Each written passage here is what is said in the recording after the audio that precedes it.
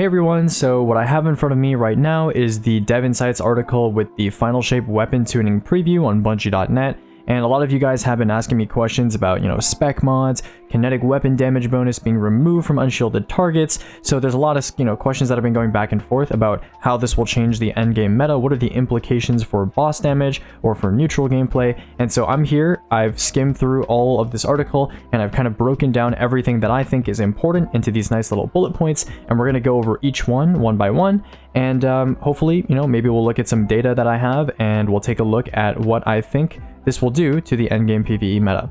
So starting us off, the very first thing is going to be the removal of spec mods. So obviously exotic weapons don't have spec mods, and so this is a approximately 7.8% nerf to all legendary weapons that use these mods to begin with. So that could be, wave frames, that could be heavy jails, that could be really whatever it is. A lot of weapons do primarily take spec mods, and so this is going to be a sort of 8% nerf across the board. Now, the way Bungie has worded this article has some people confused, because yes, they're nerfing everything that is legendary in the sandbox by about 8%, but they also said that they are going to buff certain things by around 7-8%, and so that'll leave them around the same as they were before. Now, some people didn't realize that some things are not getting buffed by 7%. Some things are left off of this base PvE damage, and for whatever reason, they were left off, and so that is technically going to end up nerfing them. So this is intentional on Bungie's part, okay? So this is a nerf to legendary weapons, like I said. Anything not included with a buff of around 7% or more is getting nerfed. So specifically, special GLs, so we're talking Salvo, Forbearance, stuff like that, Mountaintop, heavy GLs, so Edge Transit, Cataphract, whatever, Rockets, Apex Predator, etc., etc., linear fusion rifles. Now this is not as big of a nerf because linear fusions are getting a 5% buff, but this is not enough to counteract the 8% nerf that the removal of spec mods is going to do to linears. And then rocket sidearms, this is kind of a question mark, because we don't know whether or not sidearms are included in this buff right over here. So are rocket sidearms included? Is Buried Bloodline, is Indebted Kindness included in this sidearm row? If it is, then sidearms actually got a buff, rocket sidearms got a buff overall, otherwise they got a nerf, okay? Now, you'll also notice that certain exotic weapons have also been buffed across the board. Specifically, the ones that I picked out are Merciless, Whisper, hello, Whisper, Xenophage, okay, Sleeper, don't really care, Thunderlord, don't really care, right? So these three weapons, they're okay, they're all right, and this buff doesn't really do much to them, but Whisper is already, in my opinion, for the effort that it requires to use, already very good. I think it's in a great spot for exotic damage. It does fairly decent DPS. It does excellent total damage. It's a great choice for consistent long-range precision damage where you can consistently hit crits on a boss. Very, very excellent choice for stuff like day ones. Just very, very consistent damage, right? And they chose to buff it. They chose to buff it because sniper rifles are getting a 7% base damage buff, right? So Whisper is getting that buff, and Merciless is also getting the fusion rifle buff, and it's obviously not using spec mod, so it gets that base damage buff. So that's the spec mod stuff. Let's talk about base damage next. So we talked about how exotic primaries got a 40% damage bonus to miners when people were complaining that primaries don't feel very good, and then a lot of people started using stuff like Sunshot, Final Warning, Graviton Lance, etc., etc. So they've been kind of going crazy. So Bungie has reduced this multiplier from 40 to 30%. Now, a lot of this nerf if you can call it that, has been counteracted by other damage buffs, but some exotic primaries did not go unscathed.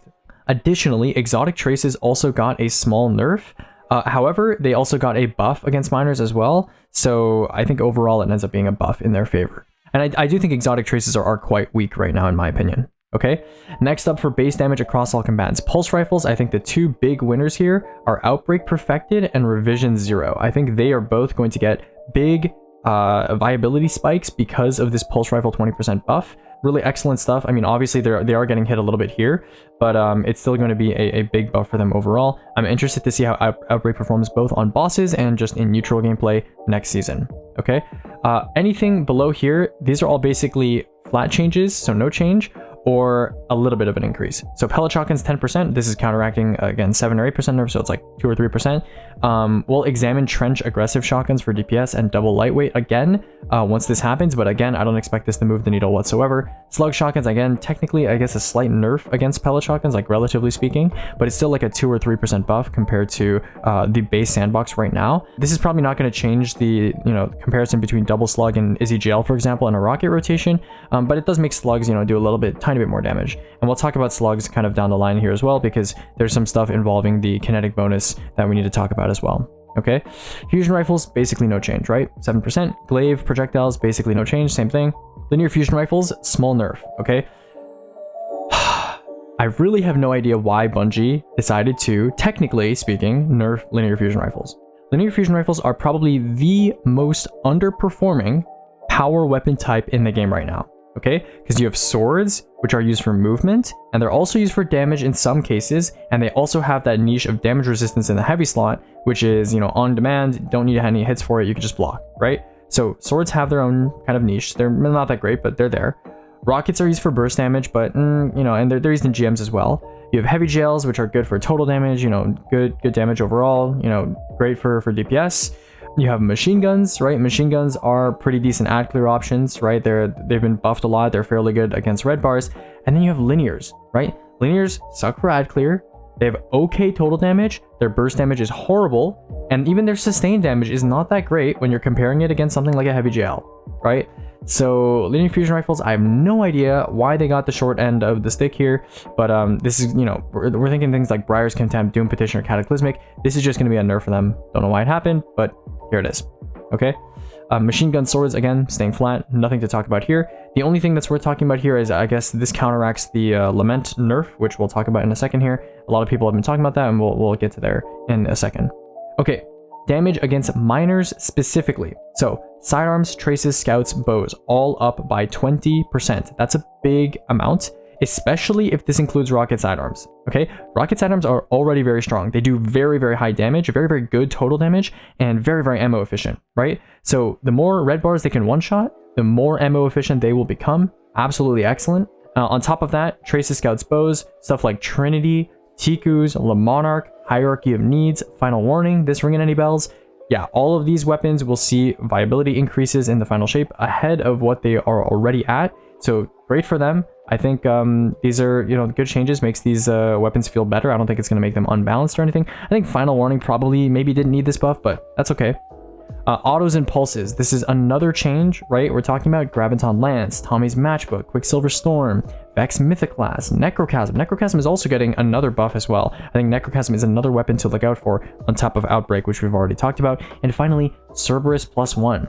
Cerberus +1 is getting this 15% bonus against miners. On top of that, it's also getting another change, which we're going to talk about later down the line, which is even more impactful and which will likely launch Cerberus +1 into a much higher viability state than it is right now. Okay, SMGs 10%, barely noticeable because, again, 7% across the board. They didn't get the base buff. And hand cannons, I guess, are technically getting nerfed, right? Because they're not mentioned in the base damage, and only their minor damage is going up by 5%, right? So technically a nerf, I suppose. I didn't think hand cannons really needed a nerf. I also think SMG should have been buffed a lot more. If you guys are curious about primary DPS, Mossy Max, right, who I've referenced on this channel before, has excellent info when it comes to primary DPS against specifically miners and bosses as well. And you can see that Bungie's kind of tuning decisions here are definitely out of sync with how the sandbox actually plays out. So I'm not sure if they actually are aware of the damage values of all of their primaries, but there's a significant skew, for example, away from SMGs and towards stuff like autos, pulses, sidearms, etc. So I really, some of these changes don't really make sense. Like SMGs are like in the dirt right now, given their range and capabilities. But yeah, let's keep going. Let's move on.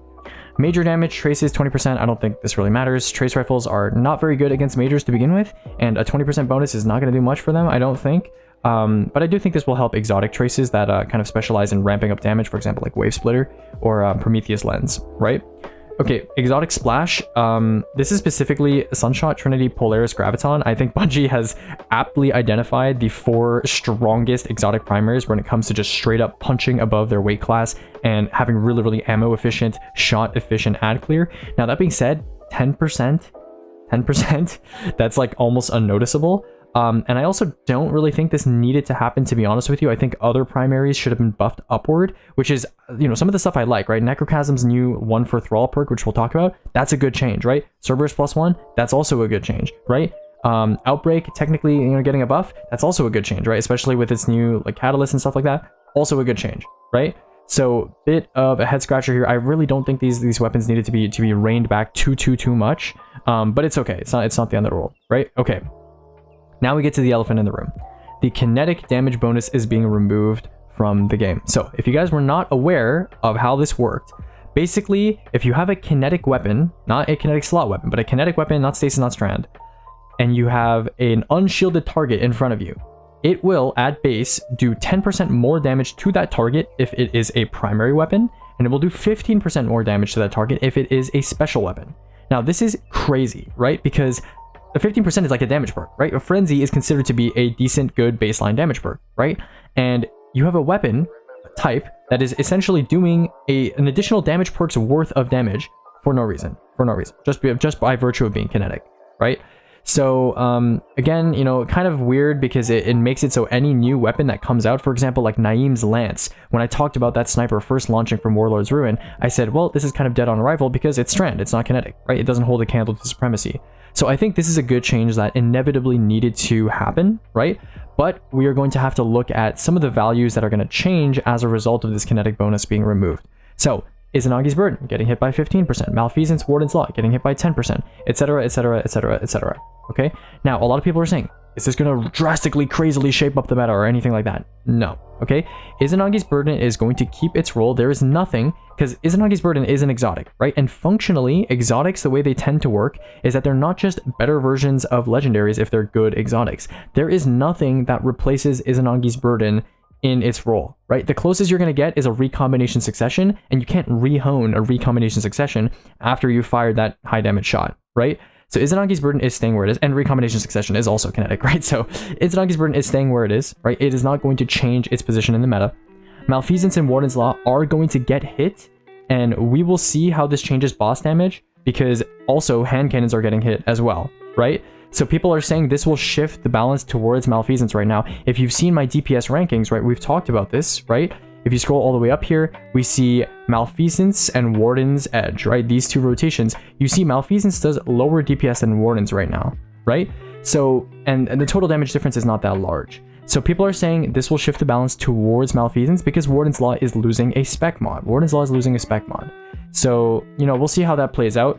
I will certainly give you the details when I redo my testing next season, probably at the start of next season. So I guess get excited for that.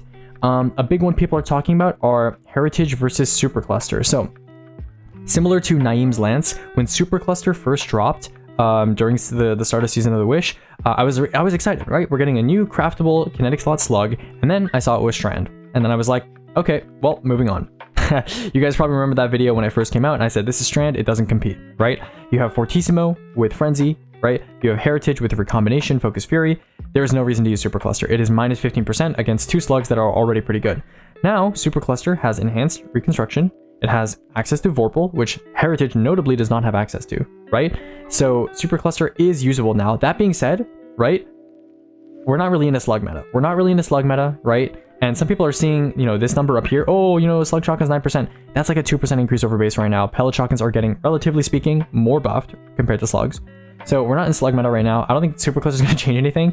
The only thing that I think it's good for is that sometimes when you want surrounded slugs, maybe to do DPS on certain bosses in speedruns, you can use Supercluster now instead of having to grind for a Fortissimo. So that's pretty much it. That's the only implication. I don't think you should go out and craft a Supercluster now. Or anything like that.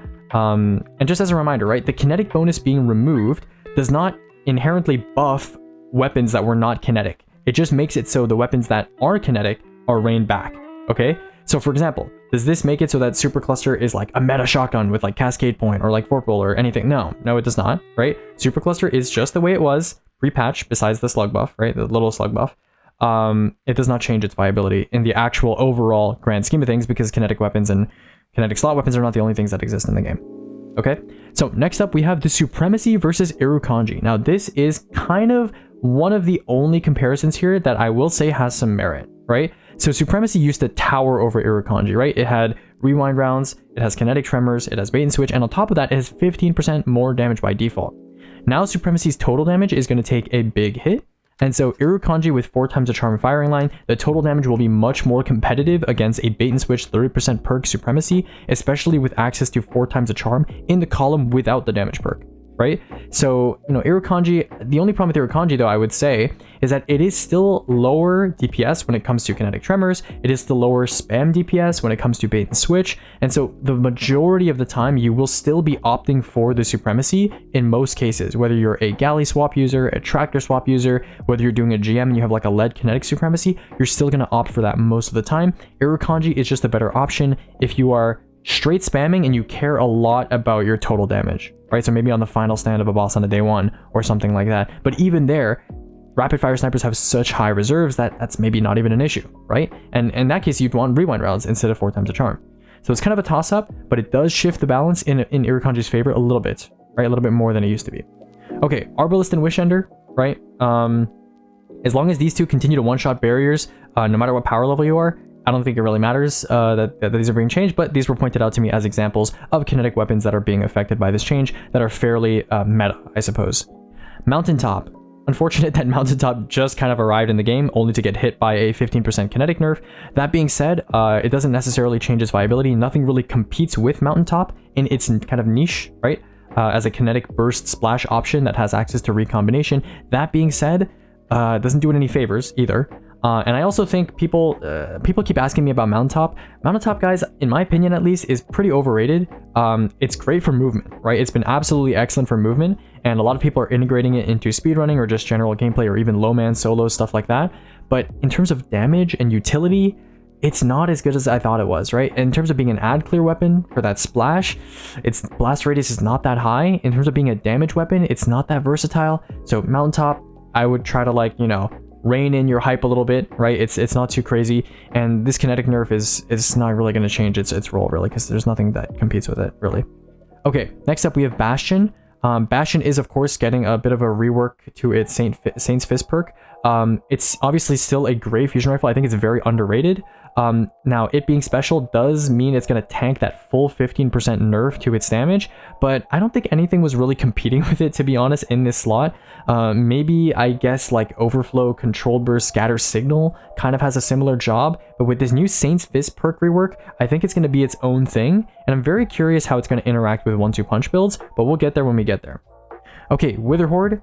I don't know. I mean, Witherhoard is just Witherhoard, right? Like, most of these exotics that people are mentioning to me, talking to me about, like, they don't have substitutes, really, so it doesn't really matter if they get nerfed by 15%, 10%, because they still do their jobs, right? They still do their jobs, just like a little less, right? A little less. Forerunner, right? I don't know if Forerunner's getting the sidearm buff, by the way. Like, I don't know if this is only primary sidearms or not, right? So, we'll see. Then it'll offset the nerf, but, yeah, it's still getting nerfed. Okay. Osteostriga is getting its kinetic bonus removed, you know, same thing. Quicksilver Storm, I guess, is not here, but Quicksilver Storm, if you don't catalyst it, it's also getting that kinetic bonus removed. So there's no reason to not have it on kinetic anymore, I suppose. You can always have the catalyst on. And then finally, we have Outbreak Touch of Malice. So Outbreak Touch of Malice, obviously, I don't think they're caring too much because, hello, you know, 20%, 15%. And then, of course, you have Pulse Rifles, 20%, right? So I don't think Outbreak and Touch of Malice are too mad about that. They're getting -10, and they're getting, like, plus a bunch instead, right? So that's the kinetic bonus removed. A lot of people are like super concerned about it. I don't think it's that big of a deal, right? In the archetypes where certain weapons are more competitive compared to their previous kinetic counterparts, it doesn't really change that either. I'm not going to lie to you, right? Like slugs, who cares, right? This, maybe there will be some difference, right? But again, this requires Witherhoard, so I think this is still better for solo. And then here, right? It's still kind of like situational which one you use. It's not really based on whether they're kinetic or not. It's based on, do I care about burst damage? Do I care about total damage, etc., etc.? So, you know, it's not really the end of the world. Okay, waveframe changes are up next. So how waveframes are getting changed, this is mostly like PvP stuff, so I'm gonna move on to like quality of life stuff. None of this stuff really like matters to me. Next up we have waveframe changes. So waveframes, I'm sure you guys remember there was a period like a season or two where waveframes had their length reduced for some reason, right? And so people were complaining there was like a waveframe nerf. It was around the time Dead Messenger came out, and people theorized that it had something to do with Dead Messenger's coding kind of interfering with default waveframe coding. So now I assume that waveframe length nerf that they had earlier is kind of around how long the wave will be by default now. So now Blast Radius actually does something on Waveframes. It's not a useless masterwork. In fact, it is now the best masterwork. Now, I don't know how much the width and the length will be affected, but based on the descriptions that they're giving us here, it sounds like you will be able to get close to the previous max distance wave by just using a high blast radius waveframe. And so, yeah, it's pretty great. We have things besides just reload masterworks, handling masterworks on waveframes now. And there is a good reason to get something like an adept forbearance, because now spec mods are gone, right? And on weapons where you're not using backup mag, like you're not using backup mag on a waveframe or on a rocket, you can afford to run stuff like quick access sling or adept blast radius, right? So blast radius is going to be good on waveframes. I'm pretty hyped for that, pretty interested to see how that works. And hopefully we'll see the results when Final Shape comes out. Okay. Next up, exotics. So a lot of exotic changes. As you can see here, I kind of summarized all of them. Divinity, I don't know why Divinity got nerfed. Yeah, this one's kind of a head scratcher for me, right? So basically, it sounds like what they did is when you first div a target, right, on the very first shots that you do, it will take approximately 75% longer to create the cage. But once you have the cage up and you start tapping, it will not like go down more. At least I'm hoping it won't go down more. Div cage naturally kind of pops while you're shooting it, and I really hope that it doesn't like disappear for a while because the shot requirement increased. So I really hope that's not the case. I don't know why they nerfed div. Div is like fine right now. Yeah, I really don't know why they nerfed div. This seems to be a change that's kind of lagging behind what the sandbox is actually like, but I don't know. I guess div nerf, right? Some of this stuff, don't really care. Symmetry change, don't really care. Gjallarhorn change, cool, but you know, endgame players know that the wolf packs do match the affinity of the rocket, so whatever. Touch of Malice, this is kind of interesting, right? Touch of Malice and Outbreak obviously competing right now for the sustained primary DPS roles in something like a day one.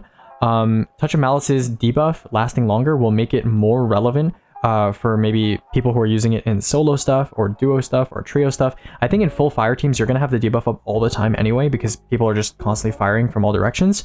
And someone's got to have the ball up at some point. But this is a nice change, right? Who cares? You know, it's a good change. Osteotriga, okay. Come on. Like, why did you do this? Why did you do this? Right? Obviously, like, I don't know. Like, Osteotriga obviously was strong, right? It was strong. It was good. But Outbreak... right, you have Outbreak, you have Touch of Malice receiving these buffs, and Osteostriga is just getting nerfed into the ground, right? The poison was already nerfed. It was already nerfed, right? To not get that exotic primary bonus on that poison. And now they're making it so you have a 4-second internal cooldown on poison burst on kills. That is insane. That is insane, right? This is like when Bungie nerfs or buffs things, like if you scroll up, right? Like Let's go to another primary, right? Sunshot, Trinity Eagle, Polaris, Graviton. Everyone agrees these four, maybe not Trinity Eagle so much, but these three are very strong, right? And what do? Oh, they get a little slap on the wrist, 10% splash damage reduction. No one's gonna notice this. No one's gonna notice this, by the way. No one's gonna notice this, right? This, on the other hand, right? 4-second cooldown on the most important part of Osteostriga. The reason why it's such a good weapon is that splash chaining on kills, 4 seconds between each poison burst. That's crazy. I don't know. That's just crazy. Me personally, I don't use Osteostriga, but if you were an avid user of Osteostriga before this, I feel for you. I'm sorry. And I don't know, maybe this isn't as bad as it sounds, right? Because poison burst from sustained damage, but that's only on chunky targets, right? On Osteostriga, you're trying to mow down ads. It sounds really bad. It sounds really, really bad. Okay, I don't know. That's just rough. Okay, Necrochasm. On to more positive things. Necrochasm. Outlaw being replaced with 1 for Thrall. 1 for Thrall, right? So you get that burn bonus from 2 to 3.5 seconds. And you're also, it seems like you're getting some sort of version of 1 for All. This seems to be, I guess, maybe like a bit of a PvP quick play thing, but also increased damage, right? So this is really nice. You're getting that auto rifle buff as well. I actually kind of like using Necrochasm in PvE. It feels like a nice gun to use. And certainly I'm excited for any buff that it receives. I don't think this will make it OP or anything, but I'm certainly glad it's getting a buff as like a raid exotic, right? That's always a good thing. Lament. Okay, Lament. Why did we do this? Okay, why did we do this? So Lament's healing on hit, I don't think needed to be changed, right? In encounters and situations where it's truly dangerous, you were using a well anyway, you were using healing rifts, healing grenades, whatever, the Lament healing was not enough to save you, right? It would sustain you if you're doing like a solo dungeon and the only thing hitting you is like maybe the boss, right? Because that's where Lament is designed to be used. Otherwise, how else are you going to use it, right? See, Bungie's saying that the intended downside of using a sword for boss DPS is that you're going in melee range, right? Which makes sense. But that only makes sense if swords actually outdamage non-melee ranged options, right? If swords outdamage, let's say using Lament did more DPS than a heavy gel or a rocket, then it makes sense, right? You have to, have some sort of contingency plan for being close to a boss, and in exchange for that extra planning, you do more DPS to that boss. There is not a single boss in this game that, first of all, allows you to just hit it with a sword, right? Where there's no downside, right? And number two, there's no boss in the game where swords have insanely higher viability than other weapons besides Crota, right? And even on Crota, right, if you look at the math, technically speaking, there are damage options that do more damage than swords. Swords are just happen to be the easiest option because he's a melee range boss that kind of runs you down, right? So I don't know why Lament needed to be nerfed. The healing effect, I don't think needed to be nerfed, really, to be honest. It's not that strong, and I have no idea why they nerfed the heavy attack damage, right? Lament is nowhere near the best performing sword in the game. It is below, in my opinion, the standard of where an exotic sword that focuses on damage should be, right? It is literally worse than several legendary swords, and it doesn't have anything to show for it besides being anti-barrier and having some healing. So I think it needs to be buffed and not nerfed. I think swords in general need to be buffed, or other weapons need to be tuned downward to account for how swords don't really give you anything for their risk of being close to a boss. But that's for another time. We'll make sandbox discussion videos where we go over all the different damage values of different weapons and talk about, what I think needs to be readjusted, risk reward ratios and stuff like that. But we'll leave that for another time. Moving on. DMT, this is mostly a PvP change. I don't think DMT is really relevant in endgame PvE. Colony, same thing. I mean, it's kind of just a quality of life change. Knives, nice, but Colony is not really ammo efficient or super great for ad clear compared to our current options. Truth, I will test this when it comes out. It's just to increase reserve count, right? I don't think this will change its viability against something like Dragon's Breath. I mean, Dragon's Breath is just so far power crept something like Truth. So not much to talk about there. Queenbreaker, again, I actually haven't tested this linear, but I've seen other people's testing. It doesn't look very good. I'll test it when it comes out. People always ask me to test stuff when it gets buffed, so I'll test it when it comes out. I'll add it to the spreadsheet, and then we'll move on. It probably won't be very good though.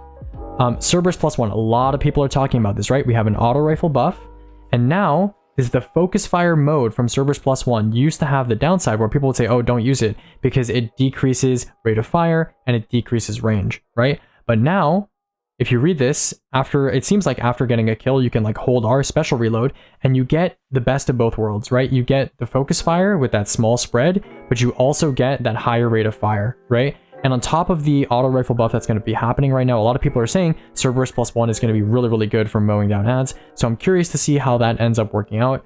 I do actually have, I believe, a GM/exotic build that focuses on Cerberus +1 and Stasis Titan. So, maybe we'll get to see how it works with that, and I'll try it out and let you guys know how it feels. Okay, next up we have Bastion. Now this is probably the most significant philosophy change on an exotic out of all of the options here, because they've completely reworked how the fusion rifle works. So instead of just being a normal fusion rifle that shoots like crazy high impact bolts, now it's like 1-2 punch and trench barrel at the same time, right? So if you punch something or you deal damage with your melee, you get higher charge rate, higher damage, and higher reload speed, right? So you get a big buff to all the stuff that a fusion rifle wants. And then if you hit a bunch of your pellets, you get more melee damage. So will this stack with 1-2 punch? Will it disappear when you swap off the weapon? Who knows? I guess it makes Bastion kind of like a more melee oriented exotic, which is kind of nice because we really only have Monte Carlo. There's not really any other crazy melee oriented exotic, unless you count like the Navigator's interaction with grapple meleeing, but I don't think that's what Bungie had in mind with that. So yeah, that's pretty much all I have to say about Bastion. Ariana's Vow, I don't think this is a big change, right? The reason why Ariana's Vow is not great is because it does not one-shot barrier shields in super under-like content without either surges or, some sort of buff or some sort of debuff, right? And so because of that, Arbalest and Wishender are just much higher quality of life, right? Ariana's Vow, it's a good exotic, I think. It feels nice to use as a very interesting model and idea, and I think the Ignite thing is cool, right? But not being able to one-shot a barrier champion, not great. Okay, so next we have the Deterministic Chaos buff. I don't think this really changes anything because there are ways to get volatile rounds, and now you get, volatile more often and you get weakened less often, and the weapon is intrinsic anti-barrier.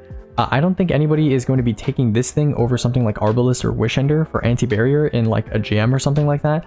And if you want volatile rounds, you can get volatile rounds. You don't need to you know, wait for every 4th bullet on an exotic machine gun in order to get volatile rounds. And a big problem with this weapon is that its damage profile is horrible compared to even legendary LMGs with even the most basic of damage perks. So this thing is really not great. I don't think this changes anything about it. I mean, it is a buff, I guess, but I don't think it really changes anything but add another intrinsic anti-barrier weapon to the count of exotic weapons that have intrinsics. So yeah, I think that's all. We're gonna move on from exotics and let's talk about perks next. Okay, so some interesting stuff with perks. A lot of perks were changed here. I'm only going to talk about the ones that I think matter. Grave Robber buff, right? Grave Robber buff now activates on dealing damage with a powered melee. So a lot of people were talking in my chat and saying, hey, is there a rocket with Grave Robber so you can use Strand Warlock as a 3 melee? Okay, let's pump the brakes here. First of all, right? Powered melee hit reloads are kind of annoying because against long range bosses, your melee takes a long time to get there, and by the time it gets there, your weapon is already kind of trying to reload itself, or you're swapped off or something like that, so it's a bit more awkward than you think it is, right? There is a rotation, I think, in my list of rotations, Izzy Nessa Edge, I think, that I was trying on Solar Hunter, where I needed to time my powered melee with a prox knife in the ground, so that by the time it blew up, I had my heavy jail out of my hand. So just be aware that that's kind of awkward, even though a rocket may get it in the future or something like that. It's not necessarily the greatest in the world, especially giving up that initial 2 burst of just 2 rockets in a row with something like Reconstruction, right? And then of course you have no auto-loading either. I think Grave Robber as a heavy reloader is a bit overrated. Now what I will say is that this makes it so that if you have a Grave Robber 1-2 punch shotgun, you no longer need to run anything like Threat of Ascent if you're doing rapid grapple melee damage to a boss. That being said, I still don't think it's a massive change or anything like that. I think that's the only thing that it changes, right? You don't need Threat of Ascent if you're doing grapple melee spam on a boss. That's pretty much it. The chain reaction nerf, a lot of people have been talking about it. Some people have been saying it's already been applied accidentally to some weapons.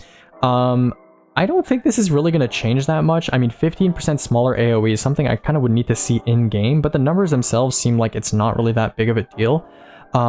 Heavy chain reaction is kind of interesting, I think maybe on heavy GLs or on some other weapons that are similar, but for the most part, I don't think it's a massive change, but we'll have to see when Final Shape arrives.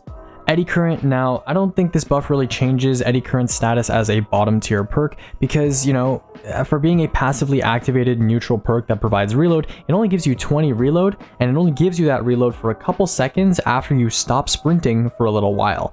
Now, most of the time after you stop sprinting, your weapon is already loaded, so you're going to be in combat for a bit, maybe even over the 3-second requirement, and during that period of time, your Eddy Current's going to fall off, and then you're going to want to reload. So it doesn't really make sense. I don't really like the perk that much, and being locked to Amplify to immediately max out its effect, again, not as good as some other neutral perks that are related to subclasses, for example Incandescent, which works on basically any subclass, and it's great on any subclass.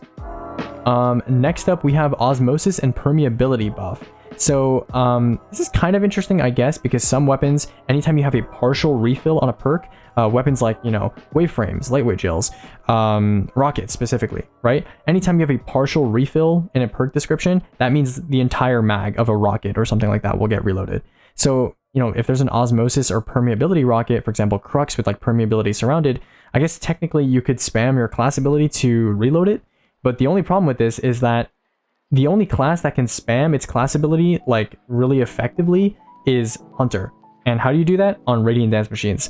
And what does Radiant Dance Machines already allow you to do? That's right, reload your weapon. So it's kind of pointless. I mean, I guess if you wanted to use it with like Gambler's Dodge instead, or you wanted to use it with like Thruster on Hoyle Titan, I guess that's an option. But would you give up something like Demo for that? No, I don't think so. So next up we have a Chill Clip Partial Revert. So Chill Clip used to 2 stun unstops, and now it 3 stuns unstops on all fusion rifle archetypes. And so Bungie kind of realized, well, if you're using like a high impact frame fusion and it requires 3 shots to freeze, well, that's just not happening, right? That's a crazy amount of time to freeze an unstop. So they decided, okay, well, we're gonna make it so rapid fire fusions like Riptide require 3 shots to freeze, but stuff like adaptive frames, precision frames like Deliverance, etc., they will only require 2 shots. So this makes it so Burden of Guilt from Trials is now the fastest stunning unstopped fusion. But now what I will say is that most endgame players don't really care about this because they were using Chill Clip fusion rifles like we talked about in the past to stun overloads. If you want to stun unstop, you have other options, But again, if you want the niche role that's able to, you know, 2 freeze and unstop or 2 stun and unstop to freeze, you can go for a Burden of Guilt, I suppose, but I think a lot of people are going to be defaulting to Deliverance now. Now this high ground buff doesn't mention the major problem with high ground. So high ground, 20%, that's all right? I think it got increased to 25% now.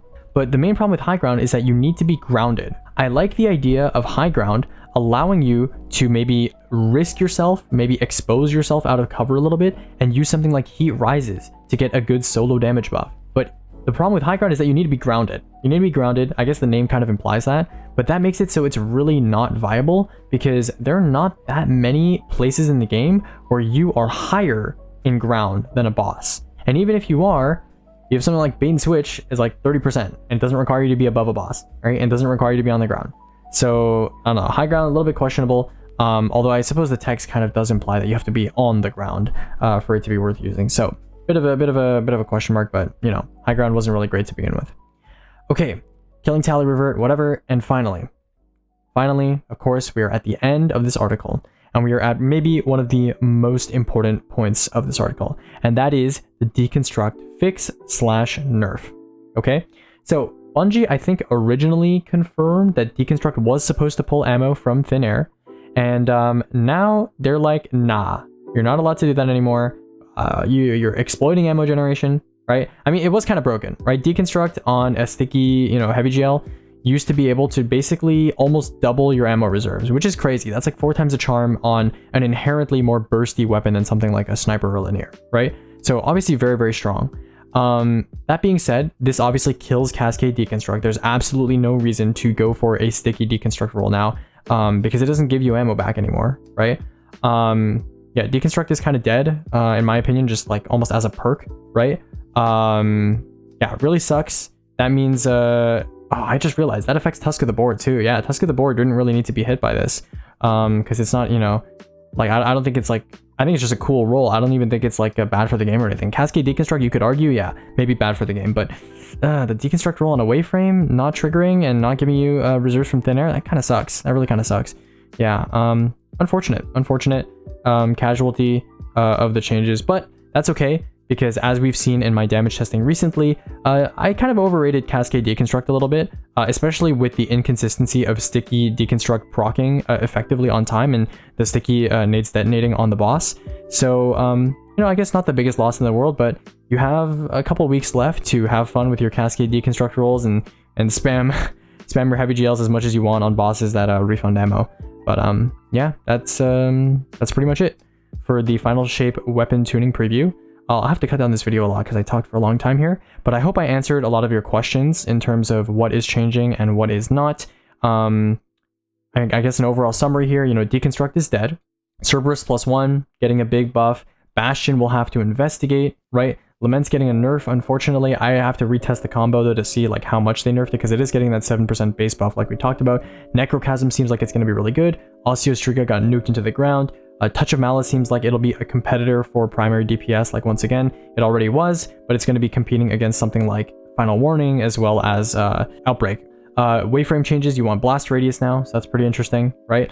A Kinetic bonus, I think, is maybe like a lot less significant than people are thinking, right? Like Kinetic weapons, especially on special weapons, like, yeah, you're going to notice that in neutral gameplay sometimes it's going to change some thresholds, but in terms of DPS, most of these weapons don't have substitutes, right? We already talked about that, nothing too crazy, right? Exotic Splash, we don't really care, you know, don't really care. A lot of these changes are significant for certain exotics, so that's pretty nice. Some bad changes, I think, on primary balancing when it comes to leaving certain weapon types in the dust. And then base weapon damage, again, rockets and heavy GLs, if I didn't already mention this, I think I did, are getting like stealth nerfs, I suppose, but it's not going to change their status in the meta whatsoever. They're going to need a heavier nerf than that. And yeah, I think that's pretty much it. Spec mods are gone, so enjoy using backup mag. Oh yeah, one final thing about spec mods.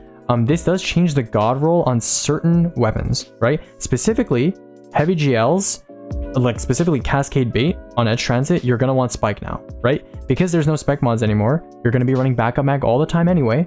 And the reason why you want to run backup mag or you want a mag plus increase is because Edge Transit gets 28 in reserves, right? And so you want to be able to split that up into 4 groups of 7. And so how do you get 7? You either have backup mag or you have augmented drum / mini frags. And now that you're always running backup mag anyway, right? you may as well get Spike. So that's the logic there. You want Spike. If you really want, you can go Spike and Augmented and mini frags in the second, but you really want Spike now if you don't already have it. So that's all I have to say. I hope you guys enjoyed this video.